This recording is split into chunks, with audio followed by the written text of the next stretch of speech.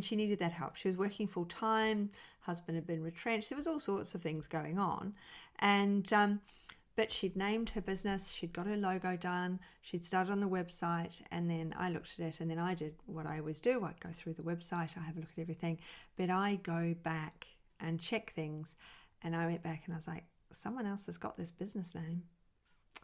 And then when I was on a chat with someone in my graduate program, yes, another program, I've got so many, book a focus call, we can talk about what's right for you. In the graduate program, and she was saying that she'd chosen a particular name for her business. So I just went to the business name register. Sorry, you can't have that business name. Someone else has it.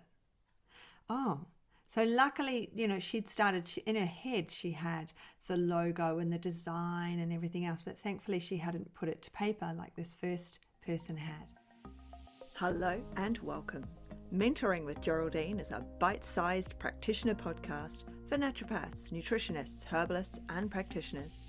This podcast responds directly to your needs, the needs of the practicing natural therapist. With interviews, herbal discussions, something business and something clinical each week, you'll get the variety you need and enjoy to stay motivated in practice. Hello everyone, and welcome to Mentoring with Geraldine and the Bite Size Podcast. How are you? So last time we were together, I talked about getting it right in the first place to project forward where you're going and what you're doing. But today I wanted to talk about, well, here you are, and what are some of the things that we need to make sure we get right when we very first come out into practice. Now, as you know, or hopefully you know, I have what I call the Academy. And in the Academy, it's all practice-based. And we talk about everything to do with your practice, except the individual client. That I leave for the clinical mentoring groups. And I have those too. They are called my next level groups. So I have a next level project group where people have projects that they want to do, but it doesn't have to be an actual project. I'm writing a book project. It can be a goal that you have. So it's a business, it's to do with your business. Then I have a next level group that's clinical. And that's the one where people do ask, the odd business question and everything else, what they're doing, a goal, things like that. But really that's about the client, and that's where I keep all of my clinical discussions with everyone. And that's I'm seeing a 54-year-old lady with blah, blah, blah, blah, blah. This is what I'm doing, blah, blah, blah. Any suggestions? And we mastermind it. So those are my next level groups. I also have a coaching one for coaches. So there's a number of specialist area groups that we have, small groups. Everyone gets a hot seat. Everyone gets time to speak. If you haven't got, some people hardly say anything at all. And then every so often we'll come out and it's, they're the ones that need most of the help. So really interesting stuff. But the Academy is that's where everybody is to start with. We all get to know each other and we all do the business building things as a big group. As I said, we've got our programs in practice coming up very, very soon. I think it might be this weekend when this podcast comes out. And so we sit for the day and we work out your program that you want to create for your practice. And then as May and into June goes on, we're really going to be working on sharing that with your clients and with your community. So I regularly sold all of my programs to my clients in clinic. All right, to the client one-to-one. And it was a fabulous way of doing it because I could tailor it to everyone. And I'll be talking more about that in our programs to practice. But how this all came back, so back to the mistakes when starting out, is because you can actually work with me one-to-one, and that's called the 90-day program. It was called the 3-month program, but 90 days has a way better ring to it, don't you think? So what I've discovered in that, this 3 times recently, there's a limited number of availability in that. If you'd like to do it, I love it, and so does everyone who does it. Lots of reviews of how much people love doing the 90-day program because you spend so much one-to-one time with me and we really nut things out. But back to where I was. One of those mentees, she was getting her business. She wanted to get it all set up, ready to go, because she needed that help. She was working full time. Husband had been retrenched. There was all sorts of things going on, and But she'd named her business, she'd got her logo done, she'd started on the website, and then I looked at it, and then I did what I always do. I'd go through the website, I have a look at everything, but I go back and check things. And I went back and I was like, someone else has got this business name. And then when I was on a chat with someone in my graduate program, yes, another program, I've got so many, book a focus call, we can talk about what's right for you. In the graduate program, and she was saying that she'd chosen a particular name for her business. So I just went to the business name register. Sorry, you can't have that business name, someone else has it. Oh, so luckily, she'd started, in her head, she had the logo and the design and everything else, but thankfully she hadn't put it to paper like this first person had. And, these are the simple things right at the beginning. If we haven't gone back to base, to our business planning and gone, how am I going to do these things? Where am I starting with this? Not only is that part of, deciding where you're going, like I said in the last podcast, where you're headed, what trainings you might want to do, what it is you have lined up. But in this is the very practical stuff and the stuff that we can trip up on, that we don't want to trip up on because we want this to be nice and smooth and seamless. It's like the website. You do need to have that website. And but if you haven't got the time or the finances, then you can have a Google My Business website. Don't miss out on that. But you will need the name, all right? And you will need to have gone to your business name register in whichever country or state you're in and made sure that nobody else has that name already. Then, of course, you can buy all the URLs. You can buy all sorts of URLs that you don't necessarily own the business name to, and you can just direct them, and then somebody can't buy them, or they can pay through the nose to get it off you if you've got it. So we have to think, though, how are people going to find me? What is my business name? And is it my business name? Or is a misspell of that business name going to take them somewhere totally dreadful? Is it going to take them to, I don't know, I can't even think of anywhere. So what's my business name? Highgate Proactive Health. So maybe if you typed it in incorrectly, it would go to, I don't know, Highgate somewhere in England, because there's a Highgate. Most Australian place names are somewhere else, aren't they? Like in America, they're all somewhere else. So, there is Highgate in the UK, and I will type things in and I will get the Highgate in the UK as well as the Highgate here, and there's a Highgate in Western Australia. So we need to think to ourselves, what is it that, what is my business name? How does it reflect me? How do I show up in it? How are people going to feel about what they see? So my business name's got proactive in it because as a nurse, I felt I was very reactive. And I would say to people, yes, I'm very reactive, especially working in intensive care and in theatres and recovery. It's very reactive to the problem. Someone breaks a leg, you're reacting to that broken leg.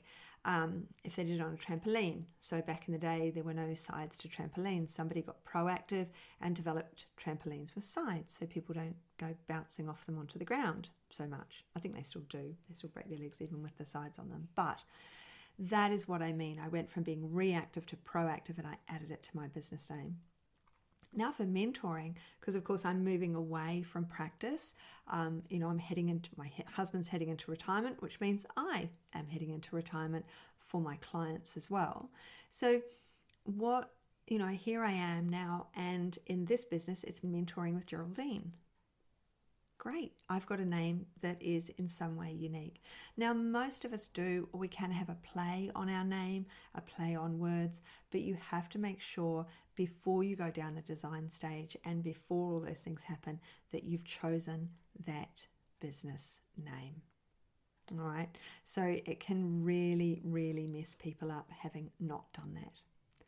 Now, another couple of things. Once you've got that business name, then where are you going to practice from? Is it going to be from home like I did, with the sheet over the TV, pull the chair in front of the TV? Nobody knows that, that it's the lounge. They sort of know, but at the same time, they're thinking, why are all these herbal bottles on the walls? And, the reading matter is a huge variation of clinical manuals. And so when we're thinking, we've got our name, where are we going to practice from? How are we going to practice? Of course, there's online now. So are you just going to practice online? Would you like to have a room, say, one morning a week or one day a week? Where are you going to get your clients? How are you going to encourage them to see you? I think that's actually another full podcast, to be honest. So let's go back to naming that business. What about your name? So, we sort of think to ourselves, I want a business name so I can sell my business. But can we really sell our clients? Will they really be sold? They've come to you because of who you are. So we can sell a practice name, we can sell an entity, maybe someone who's in it would take it over, and the clients that if you're branching out, maybe you've decided you're going to niche and you're not seeing all those other clients, you're only seeing your niche clients, then those clients, if you've introduced them to the new person and you've done it all properly, hopefully they will just move over to whoever it is that buys the business. Is anyone going to buy Mentoring with Geraldine without Geraldine in it? No, probably not, to be honest. But when am I going to retire in this post? Not for a long time. So think about have you got a unique name? What is unique about you? Maybe you speak another language. And so part of your business and business name could be the use of a word in another language, but in both scripts. If there's a script, like Hindu or, one of the other languages has a script, Arabic or something that has a script rather than just the English language script. So that can make you unique in that you can have your name and have it in English and script. You could have the business name in the other language, but make sure it's easy phonetically to say and understand. So there's lots of other ways of thinking outside the square for our business name. If you do speak another language, then that is fantastic, because Australia and New Zealand's got some of the best training and education. Well, Australia particularly, I know the Australian education system. I would assume that the degree system in New Zealand is very similar. So, and we've got these amazing products. So worldwide, we're really well recognised and thought of because of the training that we have and because of the standard of education, the standard of product, the way we work, the association system. So we're very well regarded. And if you have another language, then you're able to say, yes, I trained in the degree here, but I take on Israeli patients if you're Israeli. So you've got this other group of people that hopefully you can take on to your books and extend your client base with another whole group. Maybe you belong to a church. That's a great place to find clients because you connect with them on a values level and on this understanding level. Maybe you belong to a group, schools. I got all my clients through school initially because I would treat one parent, they'd tell the other parents, all the parents would bring their kids to see me. So what group are you in? How will you present yourself to that group? And your name and business name are all part of meeting the expectations of that group, the values of that group, and expanding your client base into that group. So I'm going to leave you with that one today, a nice short one for today. We've got the big weekend coming up, so the program's in practice, so I've got a lot of work to do towards that. It's an absolutely brilliant day. We're online. It's all recorded, so those that can't be there can watch the recordings. It's all in the Academy. You can join the Academy anytime. I used to do sort of open and close on the Academy, and I don't now because I realise that people are desperate to get in, and once they're in, they don't actually leave. So the majority of the people, I haven't had anyone leave in ages. So the majority of people have been in there since the start, and as people join, they don't tend to leave because there's just so much contact and so much support in there in relation to any other way of getting in. It's not just the sound bites. You get that actual time with me, as well as all the education and training just sitting there waiting to be watched. So I'm going to leave you to it. I hope you have an absolutely brilliant rest of day, and I look forward to chatting with you soon, or maybe even seeing you at the weekend. Thanks so much for joining me today. Don't forget to rate, review, and subscribe to the podcast for the weekly episodes.